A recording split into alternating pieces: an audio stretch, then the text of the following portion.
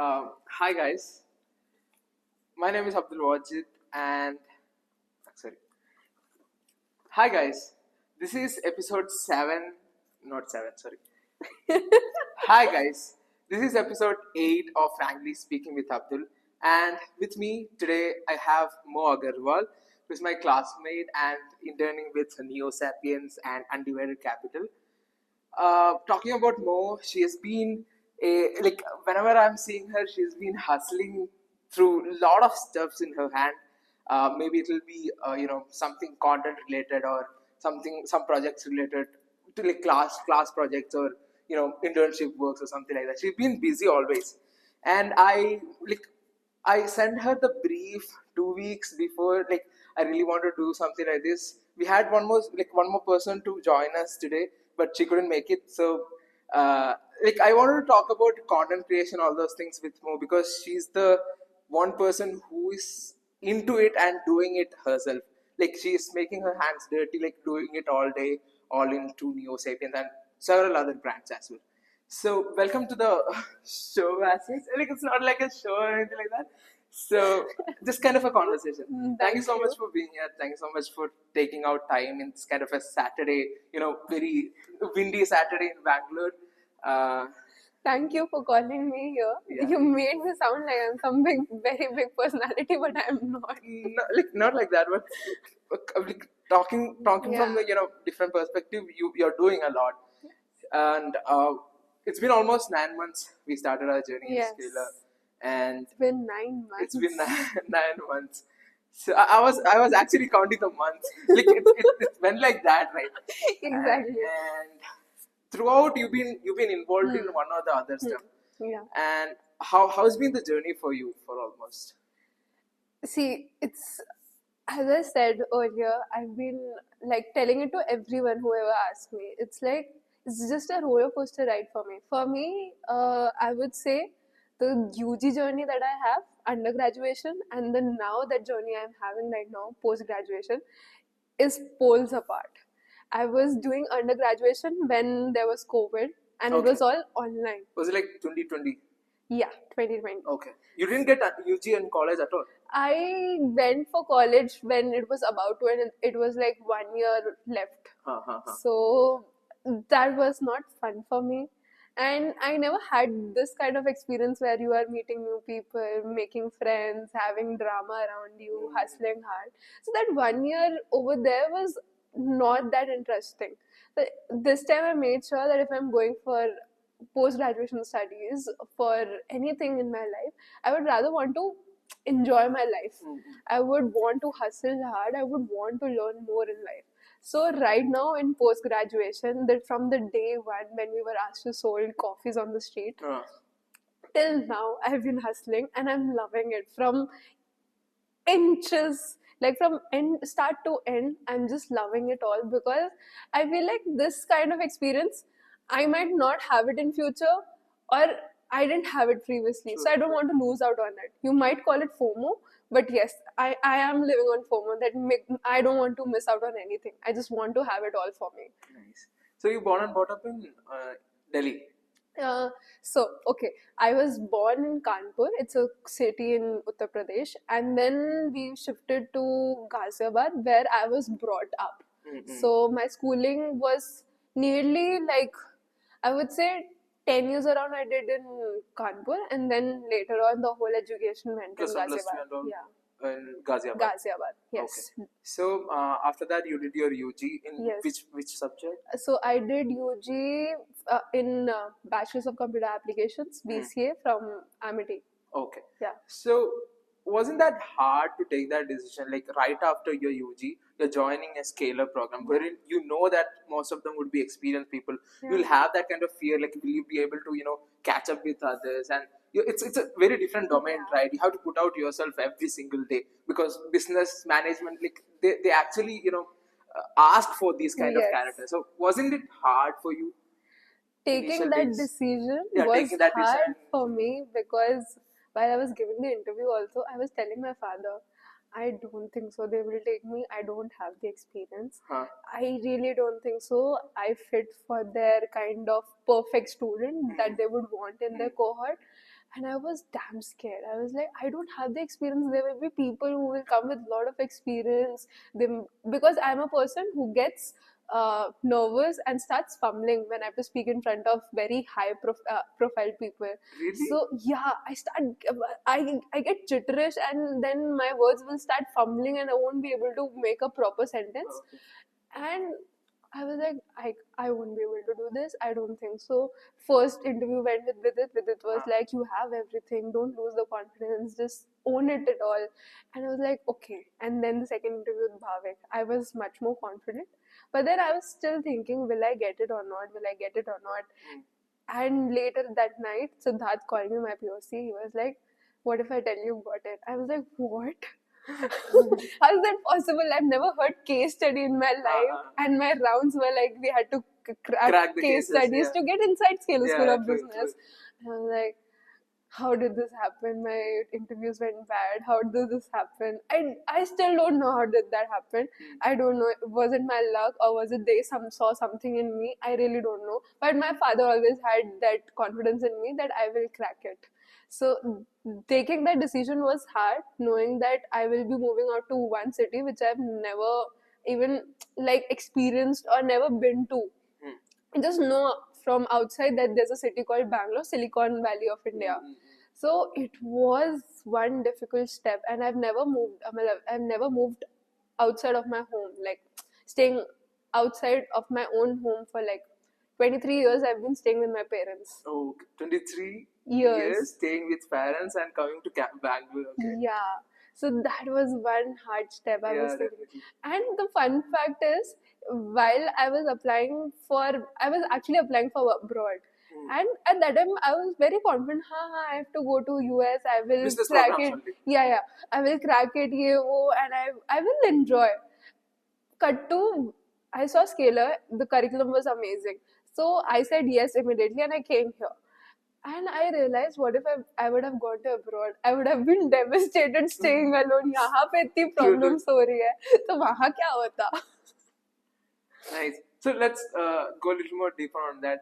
What I want to understand is, like, after coming to Scalar, you built Kush, you are working with startups. Yes. So where is that kind of, that hustle mindset coming up? Is it kind of a demanding from Scalar, or you had that before? Matlab, you were doing CS and you're choosing a business degree, that too in Bangalore, which it's very long from your home, and you never stayed away from your parents. So choosing that kind of business dream, was it planned, or where was that inspiration? Your dad is an entrepreneur or something? Yes. Okay. So my family has that business mindset. It has been running along since the ancestral ages.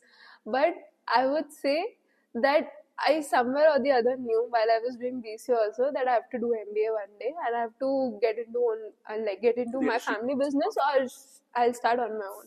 So that was one thought I always had in my mind. But I didn't know the timeline when it would happen.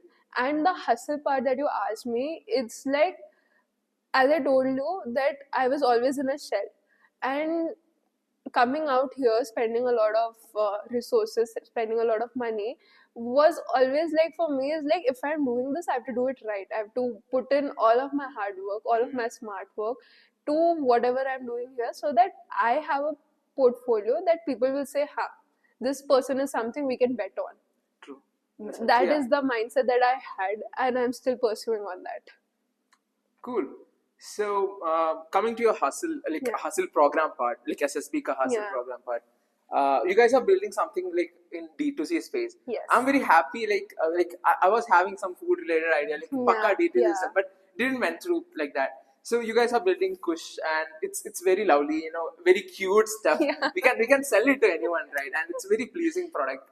So how was the experience till now, and what are the learnings as such?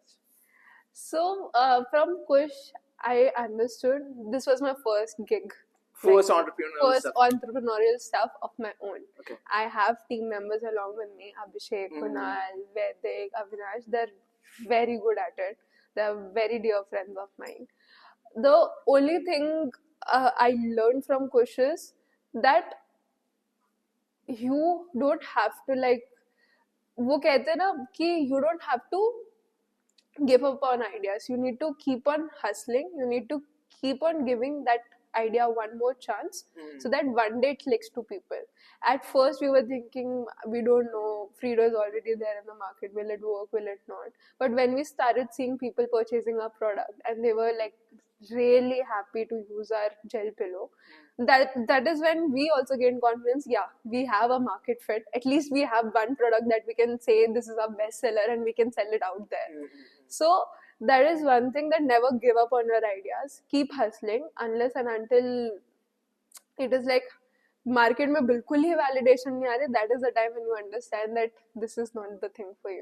But yeah, Kush made me drive towards more on marketing part also, because I have certain fascination towards marketing now, as you said, content creation and everything. For Kush, I was doing that, and that made me understand what works in the market and what doesn't works in the market. So for Kush, that those inputs that I put and the outputs that I got from that were really helpful for me for my internships that I'm doing currently right now. Okay. Yeah. Also, one more thing, when talking about content creation, in the initial times, you've been selected as the SSB phase kind of thing. It's just okay, but like it's actually a good thing, because you never did content before, if I'm correct. True. You never did content before, and you like some people coming and approaching you, will you be able to understand? Like, will you be like? It's not that easy. Even I'm into this space. It's not very easy. It's not like as a cake. We have to put like 90% effort is from the the presenter creator. And how was that journey? Like, they approached you. Were you confused? Were you kind of tired of all those things, or you had fun throughout? So when I came here, And how is your process also? Like, if they're coming up with some draft, like, Mo, this is the thing, we need a video out of you. So how would you approach it? Like, will you give your inputs or just take whatever? So when I first came here, I came with the mindset, whatever comes to my plate, I have to take it and I have to. You're not ready to miss any opportunity. Exactly. I came with that mindset. First day Guru asked me, this is a video, you want to do it. Will you be able to do it? Do you have the time? And I was like, I don't care. I'm here for this thing.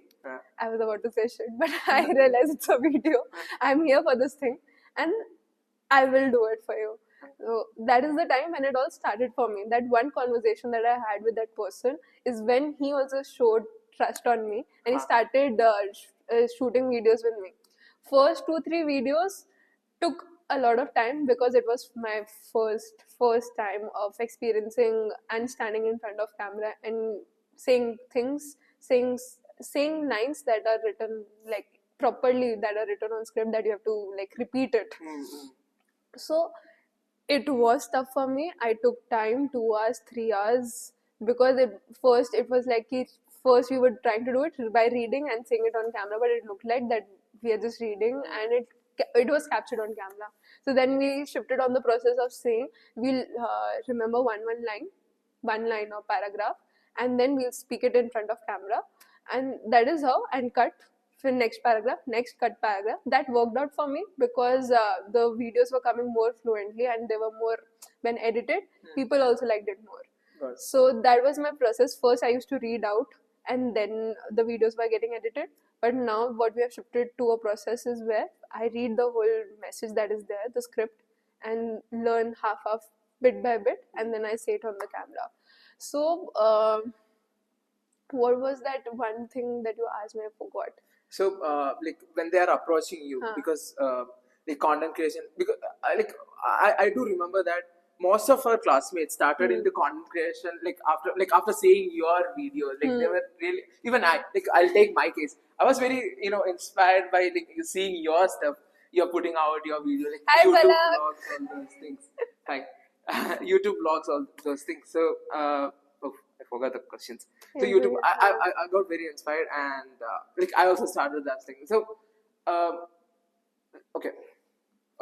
So all these kind of content creation, these kind of process might have helped you ending up in getting an internship in Neo Sapiens, which is a Shark Tank featured startup.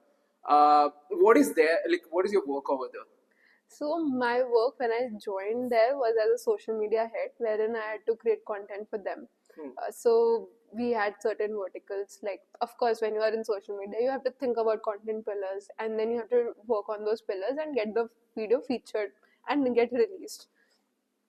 So we had certain so as a new brand, we were running experiments, like what kind of content can work. Like, Vox Pop is there, then product videos are there, product reels specifically made for products, and then getting founders featured over there, founder reels are there. Like, you remember how Siddharth Menon also taught that there should be content pillars created, like you should tell why founders made this product. You should get that story out so that people can connect to it. So there were certain pillars that we were trying to work on. We tried Vox Pop. So that is what I've been doing there. And now that I've been converted into a founder's office role, I've been doing a lot of things over there. It's like I have to talk to customers, I have to understand. That is also helping me understand what customers are feeling, what are their feedbacks, be it positive or negative. That helps me understand, okay, what are they loving, what are they not loving, how can we put that into a content and get it out there. So I'm currently working on that. So I've been like, what do you say? I've been masked in a certain way wherein I have to look out certain roles, like talking to people, creating content, and then doing other strategy stuffs, doing founders things. So these are all the things that I've been doing currently right now. I'm doing everything. I feel like that now over there. Though it's messy, it's kind of Yes. beneficial. It's You're able to learn a lot. I have learned a lot, and I will be grateful to them, because I would have never imagined talking to vendors, talking to people, that it is not easy. True. It is not easy talking to people when they're coming with, if they're giving you all the time positive feedbacks, then it is not a work. Then you are on certain cloud nine, and that is not how Indian businesses work. You need to hear people's comments, and they make you realize that you are still not there yet. You have to keep hustling hard to get to the top and make it a product market fit. So it's been overwhelming, but the kind of things that I'm learning over there is really amazing. Great. So last question would be, what would your suggestion for somebody who is planning to venture into MBA journey, like MBA education, business education as such? What would be his 2-3 priorities he should set for his two years or something like that? Okay, so I believe people, if joining MBA journey, let's say Masters Union, Scalar School of Business, any old MBA courses or IMs of the world, everywhere there's only one thing required, is that keep the consistency on. Like, you need to be consistent in what you are doing. Keep the hard work, keep with smart work, not always the hard work, because it will not always turn out good for you. So mix of hard work and smart work, and don't come up with an idea like we'll be spoon fed, because then it will not take you anywhere. I said this to a lot of people who calls me, like whoever is applying to Scalar School of Business, they also ask me. They also ask me, and then I'm like, if you're coming with that mindset, this is not the place. They will get you the opportunities, they will give you the placements and everything. They will give you, but the kind of things you want in life, you have to hustle it. You have to hustle hard for that position to get that. So that is what I've been giving advices to people, and I would give advice here also, that these are the few things that you need to keep in mind before doing anything in life. I feel like that you need, this has worked for me, that's why I'm giving that advice. Never come with a mindset ki yes hoga. Just be open minded. Nothing will be there in your platter, you have to earn for that. Yes. Cool. Just like how you have started your own biryani thing, and people are liking it around there. Pujanko is such a nice brand today. Yeah. So you were hustling, you never gave up on that idea, and you never had that typical mindset ki arey nahi hoga or something like that. You were open mind. You had that open mindset. You started Trustport. You created another new brand. So that is what I'm saying. Like, people need to hustle hard. Then if they stop thinking like yaar ye to mujhse nahi ho payega, then it is not a place for them. Nice, cool. So what are your we have 6 more months to go. What are your there in your bucket list as such? After, like, before leaving Scalar, I have to do these things. Before Anything? leaving Scalar, I don't think so. I'm leaving Scalar anytime now or Okay, later. okay. Later, also, I'm saying, because I have such good people over here that I would like to be connected. But I really think I see Saiba Bali as one of my idols, and I relate to her a lot. The kind of content she's created for Zomato, the kind of revolution she's brought to social media is what I believe. She's kind of a jack of all trades. Jack Like, of all trades, and I want to be that person. And I really look up to her, the kind of work she's been doing, and she's so impromptu. She's such a bubbly and very in the same way she's very subtle also.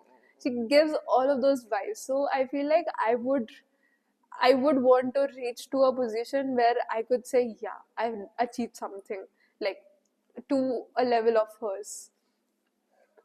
thank you so much, and it's been like, I'm so happy that we had a conversation Yeah. like this, and we should definitely do it more. Yeah, thank you so much. I've been waiting for creating content with you for so long now. Yeah, we'll plan something. Yeah, definitely. And thank you so much. Definitely. Yeah. Bye. Pala. Will you call Palik? Yeah. Oof.